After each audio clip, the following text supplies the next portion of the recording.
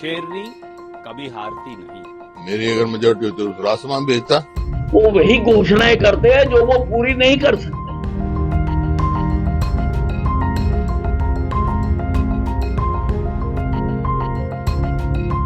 देश की बेटी विनेश फोगाट का सुनहरा सपना टूटने के बाद पूरा देश निराश बैठा है, लेकिन सियासत परवान पर है।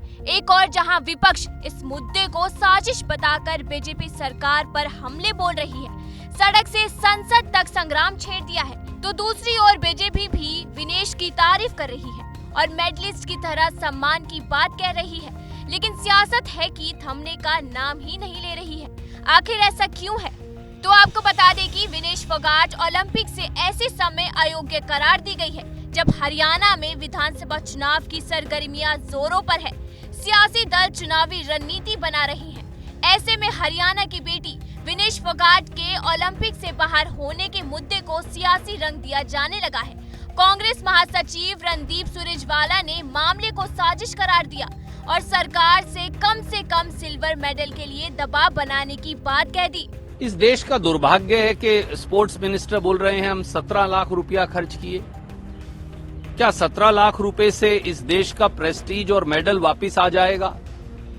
अगर मोदी सरकार को ये लगता है 17 लाख खर्च किए बड़ा एहसान किया, तो इस देश के लोग 1700 लाख इकट्ठे करके उनकी झोली में वापस डाल देंगे।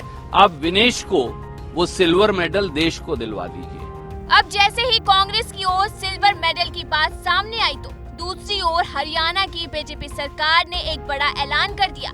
सीएम नायब सिंह सैनी ने मेडल विजेता की तरह विनेश फोगाट का सम्मान करने की बात कह दी। सीएमओ ने सोशल साइट एक्स पर लिखा कि मुख्यमंत्री श्री नायब सिंह सैनी ने हरियाणा की बहादुर बेटी विनेश फोगाट के जबरदस्त प्रदर्शन को देखते हुए उनका स्वागत और अभिनंदन एक मेडलिस्ट की तरह करने की घोषणा की है। साथ ही उन्होंने ये भी घोषणा की है कि हरियाणा सरकार ओलंपिक रजत पदक विजेता को जो सम्मान, इनाम और सुविधाएं देती है, वे सभी विनेश फोगाट को भी कृतज्ञता पूर्वक दी जाएगी।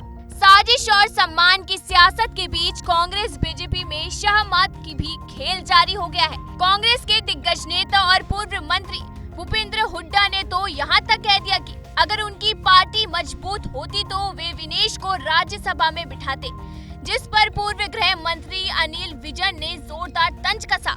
आज राज्यसभा की सीट खाली हो रही है। मेरी अगर मेजोरिटी होती तो रासमान भेजता, ताकि सारे देश को प्रोत्साहन मिलता खिलाड़ियों को। जो उन्होंने संन्यास लिया था उसको लेकर क्या कहेंगे? उन्होंने कहा कि मैं हार गई, कुश्ती जीत गई। मायूस है ना, वो जीती हुई थी भाई, और यही इसी बात की जांच मांग रहे हैं। हुड्डा जी की एक आदत बन गई है, वो वही घोषणाएं करते हैं जो वो पूरी नहीं कर सकते। उनका पिछला सारा रिकॉर्ड देख लो, उनको पता है कि उनकी संख्या नहीं है, तो वही चीज वो देने की बात करते हैं। हमेशा यही बात करते हैं जो वो नहीं दे सकते हैं। अगर उन्होंने देना ही है तो वो बहुत पैसे वाले आदमी हैं। फोगाट को गोल्ड मेडल जीतने से जो इनाम मिलना था, जो 6 करोड़ रुपए है, जो मैंने किया था जब मैं खेल मंत्री था, तो 6 करोड़ रुपए उसको दे दें। एक और जहां फाइनल ना खेल पाने से हताश विनेश फोगाट ने रेसलिंग से ही संन्यास ले लिया है, तो दूसरी ओर चुनावी मौसम में बीजेपी और कांग्रेस अपने अपने तरह से सियासी दांव चल रही है। राजनीति के जानकारों की माने तो कांग्रेस विनेश फोगाट के बहाने हरियाणा विधानसभा चुनाव के सियासी गणित को सेट करने की रणनीति में है, तो वहीं दूसरी ओर सीएम नायब सैनी ने विनेश फोगाट के सम्मान करने और हरियाणा की बेटी बताकर कांग्रेस की रणनीति को मात देना चाहते हैं। जबकि आम आदमी पार्टी के नेता और पंजाब के सीएम भगवंत मान ने विनेश फोगाट के घर पहुंचकर मरहम लगाकर सियासी संदेश देने की कोशिश की है। आपको क्या लगता है, क्या वाकई में हरियाणा चुनाव के मद्देनजर ही विनेश फोगाट को लेकर सियासी संग्राम छिड़ा है? ये हमें कमेंट करके बताएं और देश दुनिया की तमाम खबरों के लिए देखते रहिए एबीपी लाइव।